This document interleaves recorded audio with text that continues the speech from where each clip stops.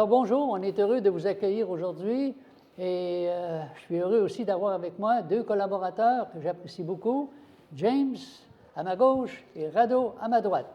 Alors aujourd'hui, on va parler d'un thème qui s'appelle le message de la croix. C'est un message qu'on va étudier pendant l'éternité. Mais pour l'instant, on va avoir le privilège de pouvoir partager avec vous et j'espère de tout mon cœur que vous allez apprécier. Alors, si j'aimerais demander à mon ami James s'il voudrait bien faire la première prière. Oui, bien sûr. Merci Seigneur pour cette opportunité que tu nous donnes d'étudier pendant ce trimestre les épîtres pauliennes aux 2 Corinthiens. Ces lettres importantes qui nous donnent de bons conseils par rapport à ce qui se passait dans son Église à son époque, mais qui sont applicables à notre époque aussi, à ce que nous vivons dans nos églises. Sois avec nous dans l'étude de cette leçon, cette deuxième leçon, permet que nous puissions en tirer les applications pratiques pour nos vies spirituelles, soit avec les auditeurs, ceux qui vont voir les vidéos sur YouTube, et permettre que ça soit pour leur édification. Nous t'en prions, dans ton Fils Jésus, pour ta gloire. Amen. Amen. Amen. Amen. Alors, la croix, moi, quand j'étais jeune, je me rappelle, on allait à l'église, puis quand on voyait la croix, on avait comme un respect d'une façon toute naturelle. Même si on ne comprenait pas du tout ce que c'était, nos parents ne nous expliquaient pas, on regardait la croix, puis c'était sacré, mais pourquoi, on n'avait absolument aucune idée. Alors, quand je pense à mon ami Paul, Paul a fondé l'Église de Corinthe à peu près 20 ans après que Jésus est ressuscité. Et Paul, il l'avait à cœur, cette Église-là, parce que c'est lui qui l'avait fondée. Mais là, il était en train de s'apercevoir que ça n'allait plus. Il y avait de la chicane, il y avait de la querelle. Et dès le début du premier chapitre de Corinthiens, il le mentionne. Alors, on voit qu'il y a des causes à cette querelle-là. Alors, moi, quand je regarde un petit peu les différentes situations qui se présentent, des fois, on se dit, mais ça n'a pas de bon sens. Ils sont avec Dieu, mais pourquoi est-ce qu'ils chicanent? Il y a toujours des raisons pour lesquelles on chicane. Alors, on va le voir un petit peu tantôt. Alors, Paul, c'est un apôtre. Et parce qu'il est un apôtre, les gens ils lui donnent beaucoup de crédibilité. C'est un envoyé de Dieu, il a une vision, puis pour certaines personnes, lui, le Paul, c'est le meilleur des gains. Il y avait les autres aussi qui avaient comme, parmi toutes ces nationalités-là, il y avait des Romains. Gaius, c'était un Romain. OK. Ah oui, avec son nom. Ouais. Fortanus, c'était un Romain aussi. Tertius, c'était un Juif comme Crispus. Eras, c'était un Grec. Il y avait des Syriens, des Égyptiens. Alors, imaginez-vous cette diversité qu'il y a. Et moi, ça m'interpelle un peu, parce que dans notre Église, on a énormément aussi de diversité et tout ça. Alors, mais les frères pratiquaient le culte de la personnalité. Et ils prenaient parti pour l'un ou pour l'autre. C'est quoi qui est le plus éloquent, c'est quoi qui est le plus sage, c'est quoi qui en connaît le plus, c'est qui est le plus spirituel. Alors, c'était une chicane. Et on va lire ça dans 1 Corinthiens, chapitre 1. 1 Corinthiens, chapitre 1. Vous lisez ça, James? Chapitre 1, quel verset? 10 à 16. 10 à 16. Alors, je vous exhorte, frères, par le nom de notre Seigneur Jésus-Christ, à tenir tous un même langage et à ne point avoir de division parmi vous, mais à être parfaitement unis dans un même esprit et dans un même sentiment. Car mes frères, j'ai appris à votre sujet par les gens de Chloé qu'il y a des disputes au milieu de vous. Je veux dire que chacun de vous parle ainsi. Moi, je suis de Paul, et moi d'Apollos, et moi de Céphas, et moi de Christ. Christ est-il divisé? Paul a-t-il été crucifié pour vous? Ou est-ce au nom de Paul que vous avez été baptisés? Je rends grâce à Dieu de ce que je n'ai baptisé aucun de vous, excepté Crispus et Gaius, afin que personne ne dise que vous avez été baptisés en mon nom.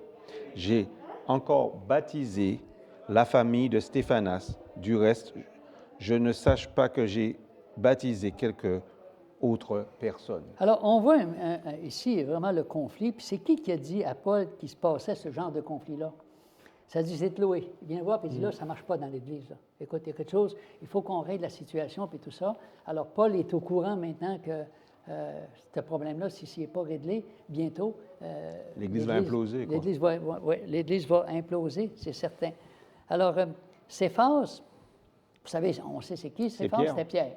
Alors, pour certains, parce que Pierre, il avait été avec Jésus, pour eux autres, ils disaient, bien, c'est sûr, c'est lui qui est le meilleur, il sait de quoi il parle, il était avec Jésus. Tu sais. Et en plus- Quand en ils plus- voyaient Paul, bien, Paul, écoute, c'est Jésus, il est apparu, là, c'est lui qui est C'est le lui meilleur qui de est- la gang. Ben oui. Et puis l'autre, là, lui, bien, c'était un orateur absolument extraordinaire. Hey, c'est lui qui parle le mieux de la gang, puis tout ça, tu sais, je veux dire, tu vois, c'est humain, hein? On voit nos forces, on voit nos faiblesses, puis... Et puis pour Céphas, pour Pierre, n'oublie pas que jusqu'à maintenant, on dit que c'est lui qui a les clés du paradis, comme on avait vu dans le verset qui dit, quand Jésus lui dit, sur cette pierre, je fonderai mon église. Oui. Les gens pensent qu'il parle de Pierre, l'apôtre. Et après, plus tard dans le verset, je te remets les clés du paradis, ce que tu vas lier sur terre. Donc pour les gens, ce ouais, Pierre-là, c'était lui le chef ça, maintenant c'est de certain, l'église. hein. Puis Jésus, c'était le mieux placé. Alors, c'est sûr que dans ces chicanes-là, ça ne peut pas avoir d'unité quand chacun pense que c'est ça qui est le mieux. On doit travailler en unité. Puis comment Paul allait régler ce problème-là? Il nous parle souvent qu'on doit, c'est comme un corps. Si le corps dit, je ne sais pas, moi, j'ai pas besoin de l'œil, le bras, il dit, ben, moi, j'ai pas besoin de toi, j'ai les pieds, on ne pourra jamais avoir d'unité dans notre corps. Ça marche ensemble. Alors maintenant, ça dit que c'était devenu une espèce de fanatisme spirituel. Personne, est-ce que vous croyez que tout le monde a des dons? Oui, On a tous des dons. Mais est-ce qu'on a tous le même don? heureusement non. Et c'est ça que Paul essaie d'expliquer, qu'on a tous des dons différents, mais on n'a pas tous le même don. Oui. Alors, il ne faut pas penser lequel don qui est le meilleur, parce que tu fais une prédication qui était le meilleur que les autres. Non, non, non. Un don nous est donné parce que c'est pour le service. C'est pas pour dire regardez-moi. Alors, le supplice de la croix avait été inventé par Alexandre le Grand. C'était une des pires tortures. Cet instrument de honte et de défaite est devenu un instrument de puissance et de victoire. C'est une révélation de l'amour de Dieu. Mais au début, quand les gens parlaient de la croix, ils disaient « Vous êtes gaga, vous êtes complètement fous. Vous prenez les pires des criminels qui sont sur la croix, puis vous voulez nous faire croire que ça, c'est l'Évangile, c'est ça qui nous sauve. » Écoute, les gars, vous n'êtes pas bien. Alors, je m'imagine que de se faire traiter de fou alors que tu parles de la croix, puis ils ont raison. Mais comment Dieu a pris quelque chose d'aussi honteux, d'aussi infâme, pour en faire une victoire extraordinaire? Aujourd'hui, tu vois même des boxeurs qui font le signe de croix. Oui, les gens se tatouent des croix. Oui, justement, il y avait un contexte par rapport à ça, c'est que la croix n'était pas forcément quelque chose qui considérait comme quelque chose qui était important. C'était plus. On va y venir un peu plus loin tout à l'heure dans la leçon, mais pour eux, c'était quelque chose qu'il fallait fuir, la croix. Même juste d'y penser, il y en a qui défendaient, c'est défendu même d'y penser. Alors, ça allait vraiment loin, cette espèce de... On disait aux citoyens, n'y pensez pas à la croix. C'est de l'extrémisme religieux aussi, hein? Alors, James, qu'est-ce que tu pourrais nous dire par rapport à cette folie pour ceux qui périssent et pourquoi c'est une puissance pour ceux qui vont être sauvés? Donc, oui, donc, je vais plutôt laisser Rado y aller, c'est lui qui faisait lundi. Oui, ben, je vais pouvoir répondre, effectivement, oui. Donc, c'est ça, on parlait de la croix tout à l'heure, qui était considérée comme une folie pour la communauté. Avant d'aller parler de ça, on va plutôt parler du contexte de là où ils étaient. En fait, le contexte de cette église-là, c'était un contexte où les gens estimaient énormément tout ce qui était philosophie. C'était une population qui avait beaucoup d'attrait. En fait, les sages de ce moment, ceux qui ont réussi étaient des philosophes. Fait que ceux qui suivaient des doctrines de quelconque d'un philosophe, en fait, étaient les meilleurs de la société. Et puis, on pensait que c'était une société qui était axée sur la sagesse. Yes. Donc, il était important d'être sage. On était bien classé dans la société quand on était un sage. Oui. Et maintenant, on peut même dire plus, excuse-moi, on peut dire un penseur, un sage. Tout à fait. Tout ce qu'on avait appris en philosophie, justement, là-dessus, c'est ça l'idée, c'est qu'aujourd'hui, voilà Paul qui s'adresse avec un message. C'est le message de quelqu'un qui était né à Nazareth, quelque part, qui qui était juif Un peu et bizarre. qui n'était pas la personne philosophe qu'ils avaient voulu savoir. Et en plus, cette personne-là était crucifiée à la croix. La croix aussi, à ce moment-là, était un élément de torture extrême. C'était Oui. comme la chose qui La était pire. la honte, la pire de la honte qui Oui, existait. oui. Et pourtant, cet homme-là serait au centre du message de Paul. Ouais. Alors, on parle de folie parce Oui. qu'à ce moment-là, justement, les gens disent la folie, c'est de considérer quelque chose qui n'est absolument pas ce qu'on considère qui est le meilleur. Encore aujourd'hui, de nos jours, c'est pareil. Le message de l'Évangile Oui. n'est pas le mieux considéré. C'est pas celui qui a le plus d'audience, c'est pas celui qui plaît le plus. Mais par contre, c'est le message que Dieu veut justement nous partager. Vois-tu, quand tu dis ça, je me rappelle à ma famille, ils disaient Ah, toi, Jean-Guy, ton histoire de la croix, tu as toujours été bizarre. Tu l'es encore. Tu sais. Alors, tu vois, ça n'a pas beaucoup changé. Tu as toujours été bizarre. Exactement. Mais c'est ça. On va lire dans le livre de 1 Corinthiens, toujours, chapitre 1. On va lire le verset 20 et 21. Est-ce que, Jean-Guy, tu pourras lire? OK. Alors, où est le sage? Où est le scribe? Où est le disputeur de ce siècle? Dieu n'a-t-il pas convaincu de folie la sagesse du monde? Car puisque le monde, avec sa sagesse, n'a point connu Dieu dans la sagesse de Dieu, il a plu à Dieu de sauver les croyants par la folie de la prédication. Merci. Ben oui, effectivement. Donc là, justement, c'est à travers ce sujet qu'on considère une folie que Dieu veut intervenir et veut nous rappeler en fait le fond des choses. Ce n'est pas ce qui est le plus plaisant, ce n'est pas celui qui va plaire à tout le monde, mais le fond des choses, c'est maintenant Jésus. On va encore aller plus loin, on va lire les versets 23, 25 et 27. Est-ce que tu peux lire, s'il te plaît, James? Alors, nous prêchons Christ crucifié, scandale pour les Juifs et folie pour les païens, mais puissance de Dieu et sagesse de Dieu pour ceux qui sont appelés tant juifs que grecs. Car la folie de Dieu est plus sage que les hommes et la faiblesse de Dieu est plus forte que les hommes. Ouais. Merci. Et verset 27, s'il te plaît. Alors, mais Dieu a choisi les choses folles du monde pour confondre les sages. Dieu a choisi les choses faibles du monde pour confondre les fortes. Merci. Ouais. Dieu veut nous rappeler le fond des choses. Ce qui est important, justement, cette folie qu'on considère aujourd'hui, surtout à ce moment-là, par rapport à cette société qui était une folie, Dieu veut nous dire qu'en fait, le fond des choses, c'est notre salut. Ce qui n'est pas important, ce qui est important, ce n'est pas de se montrer le meilleur dans la société. Ce n'est pas celui qui est le plus considéré, mais notre salut vient avant tout ça. Alors, dans ce contexte-là, Paul voulait rappeler justement que Dieu a encore un message pour ceux qui sont attentifs à la vérité. Parce que la vérité n'est pas toujours celle qu'on veut entendre. Bien sûr. Voilà. Et bon, maintenant, concrètement, c'est quoi cette vérité? De quelle vérité on veut parler? On va lire maintenant dans Colossiens, chapitre 1. Colossiens, chapitre 1, verset 20, pardon. Chapitre Colossiens, chapitre 1, verset 20. Si quelqu'un peut lire, s'il vous plaît. Tu l'as lu? Il a voulu, par lui, réconcilier tout avec lui-même, tant ce qui est sur la terre que ce qui est dans les cieux, en faisant la paix par lui, par le sang de sa croix. Exactement. Merci.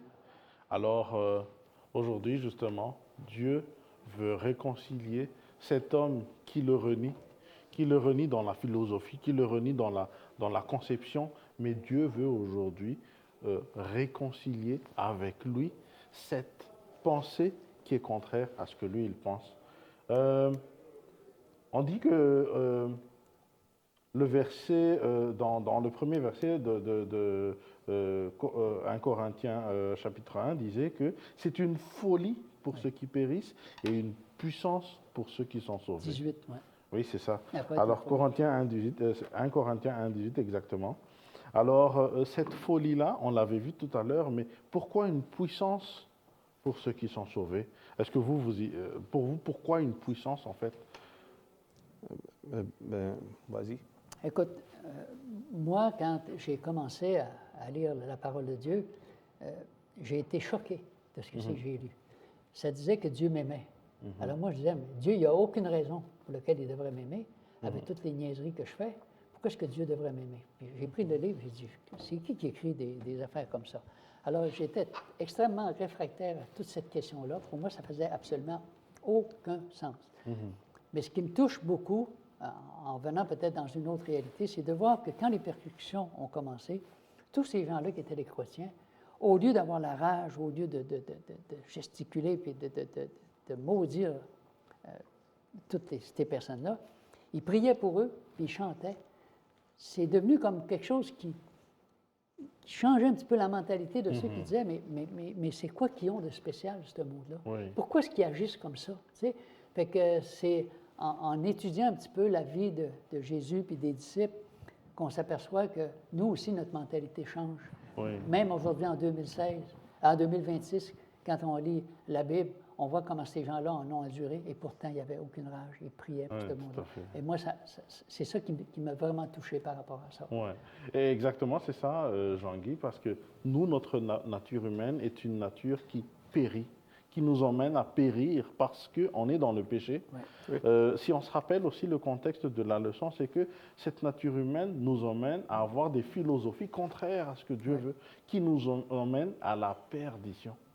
Mais c'est là justement que Dieu offre la solution. La solution aujourd'hui, c'est qu'il dit, OK, il y a un salut.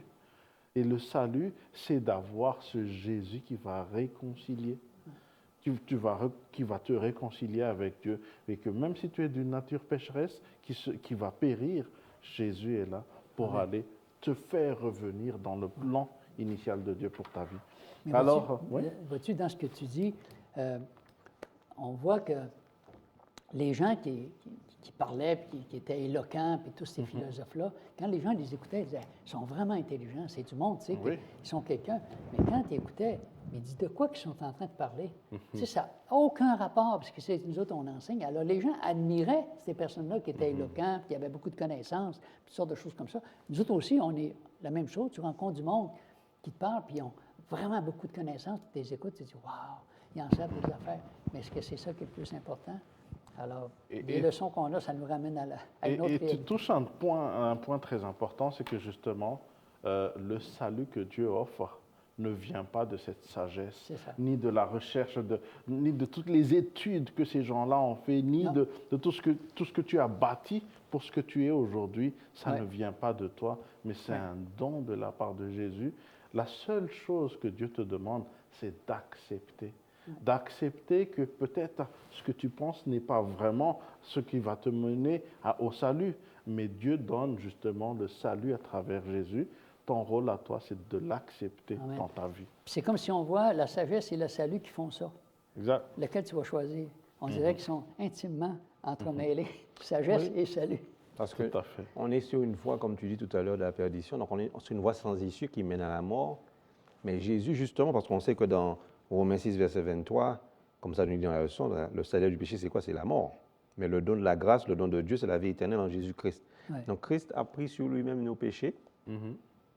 Il est mort sur la croix afin que nous puissions vivre par la justice.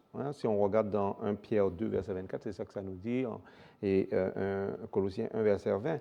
Donc il a pris, donc c'est pourquoi nous, chrétiens, ça nous donne cette puissance, parce que nous, on sait pourquoi il y a la croix, pourquoi cette croix-là a cette signification pour nous, alors que d'autres ne regardent la croix que comme un objet de mépris. Mais qu'on a compris le message de la croix, qu'on a compris ce qui s'est passé sur la croix, là, notre vision de la croix change. Mais moi, je m'interpelle aussi parce que je me dis, ces gens-là disaient, comment un criminel, quelqu'un de basse classe, peut-il, lui, apporter le salut? C'est un criminel. Comment est-ce qu'il peut sauver des gens puis le monde à cause de la mort d'un criminel? Tu sais, dire, il devait avoir quelque chose qui se passe dans leur cerveau pour dire, écoute, là, on a besoin d'être démêlés parce qu'on ne la comprend pas, celle-là. Exact. Ce qui nous emmène à la partie mercredi. Mercredi, oui, mon ami James. Donc, c'est sûr, mais, le Messie crucifié, ben, comme on vient de dire, hein, cette croix, ben justement, ce matin, je voulais parler du chant anglais, The Old Rugged Cross. Ah, the old. Et on l'a chanté en version française plus tôt ce matin dans le culte, ce sabbat-ci.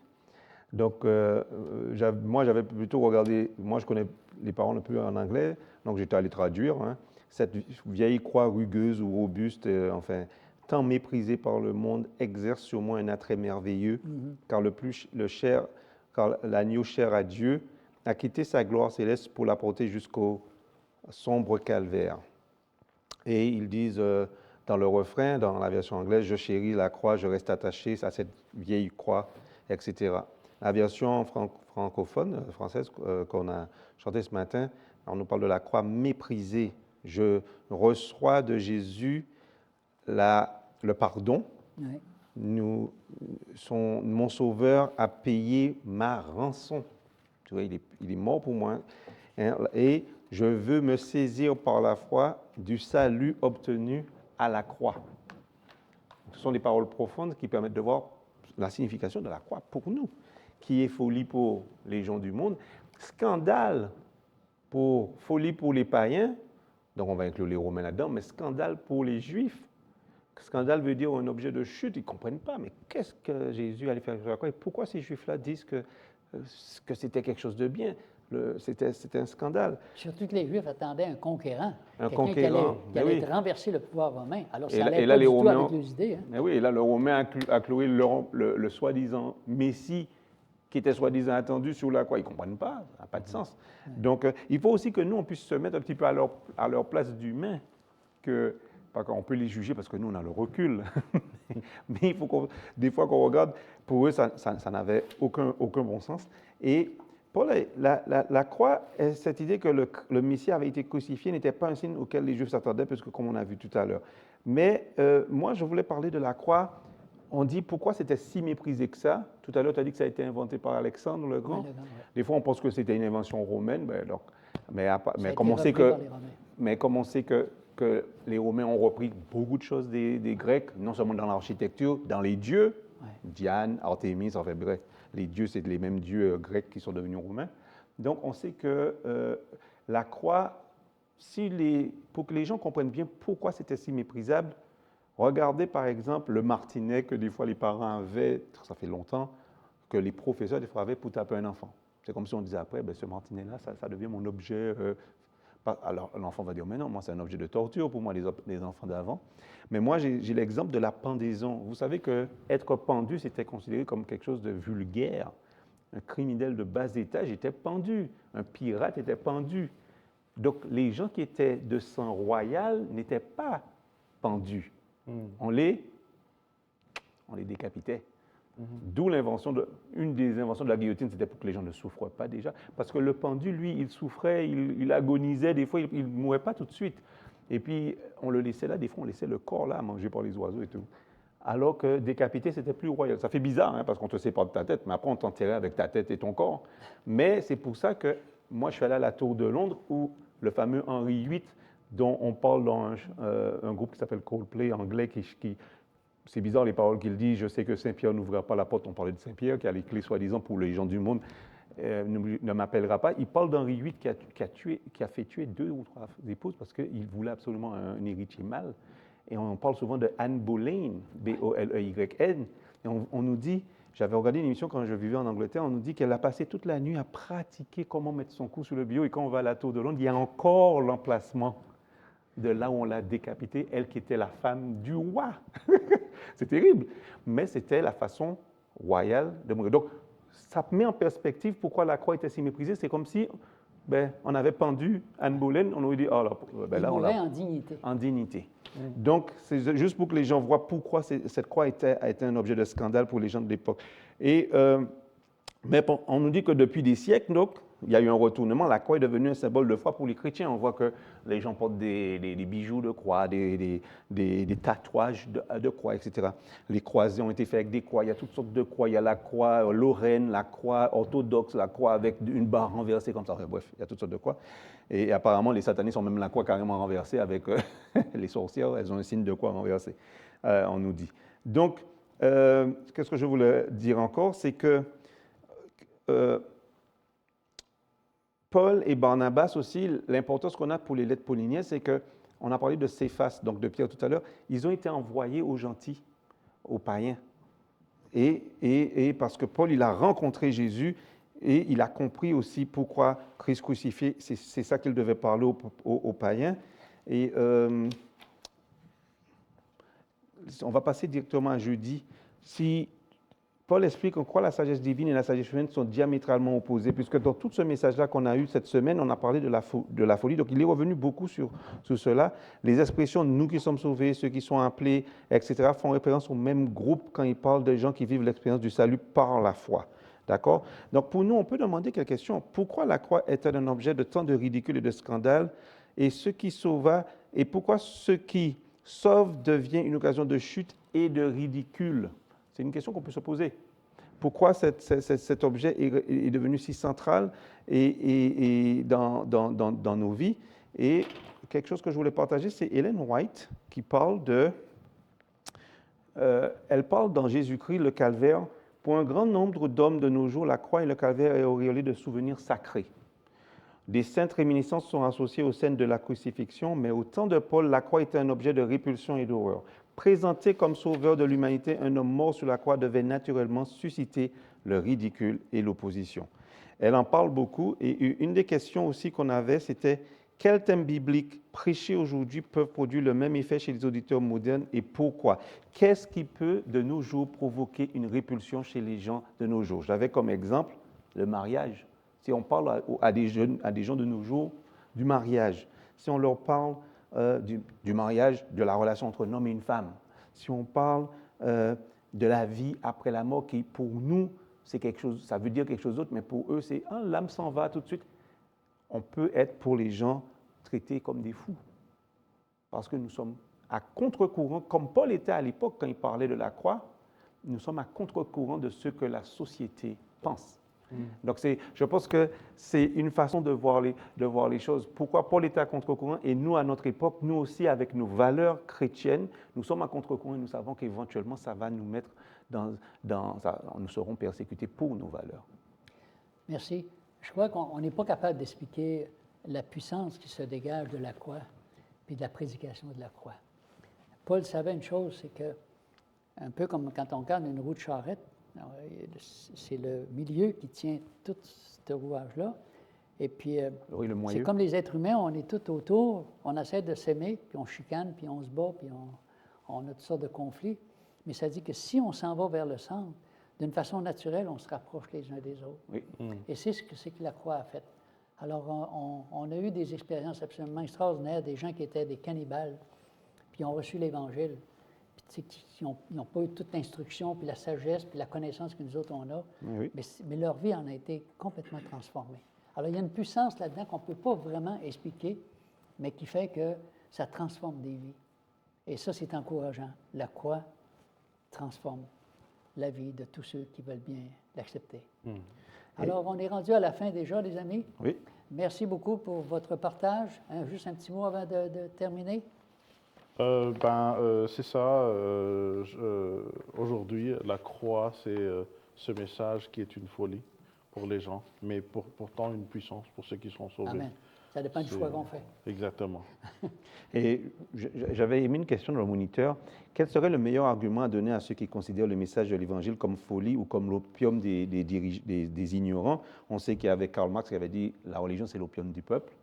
Et nous, on voit maintenant comment la religion, même l'Union soviétique, est redevenue la Russie, la religion est réapparue. Donc nous voyons que, de la même façon que Paul, quand il a commencé à parler à Corinthe, il voulait partir. Mais Dieu lui a montré que non, il faut rester. J'ai un peuple ici. Il y a toujours un reste, il y a toujours un peuple, quel que soit l'endroit, qui a l'air hostile au message de la croix. Merci beaucoup, les amis. Alors, on est rendu à la fin. Alors, si tu veux bien terminer par une prière, Rado. Nous allons prier. Merci Seigneur de nous avoir donné la leçon d'aujourd'hui. Merci de nous avoir éclairé que tu as un chemin tracé pour nous, un chemin qui paraîtrait futile et qui paraîtrait d'une importance mineure pour notre nature humaine, mais pourtant ô combien important pour notre salut. Amen. Ce que je te demande aujourd'hui, Seigneur, c'est d'écouter le cœur de chacun, de nous changer pour qu'on puisse voir l'importance de ce message de la croix et que tu changes nos cœurs pour que nous soyons nous-mêmes sauvés et que nous soyons nous-mêmes à tes pieds pour pouvoir bénéficier de ce salut que tu nous offres. Aujourd'hui, je te demande cette prière au nom de Jésus. Amen. Amen. Amen. Alors les amis, que la croix continue d'illuminer votre vie afin que vous arriviez à bon port, le port que Dieu a réservé pour ceux qui l'aiment. Au revoir et à la prochaine.